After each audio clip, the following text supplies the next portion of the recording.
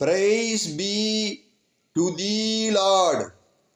உடல் பருமன் என்பது தீவிரமான நாட்பட்ட நோய் என்றும் அதனால் இந்தியாவில் 2050ஆம் ஆண்டுக்குள் 17.4% பெண்களும் 12.1% ஆண்களும் பாதிக்கப்படுவர் என்றும் ஆய்வுகள் கூறுகின்றன.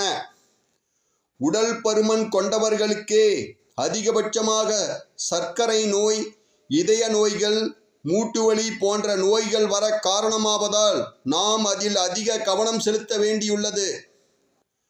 உடல் பருமன் கொண்டவர்கள் மாவு சத்து மிகுந்த அரிசி உணவு வகைகளை தவிர்த்து நார்ச்சத்து அதிகம் கொண்ட கோதுமை உணவு வகைகளை உட்கொள்வது ஆரோக்கியத்திற்கு மிகவும் நல்லது.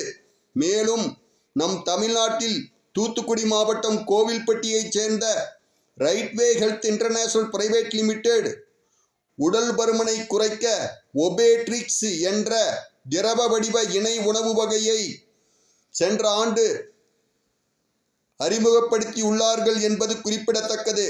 அதை இரவு சாப்பாட்டிற்கு பின் கொதிக்கும் தண்ணீரில் 10 சொட்டு விட்டு அருந்தி வர உடல் பருமன் குறையும். மேலும் விவரங்களுக்கு டெஸ்கிரிப்ஷன் பாக்ஸை பார்க்கவும். தேங்க்யூ ஃபார் வாட்சிங்.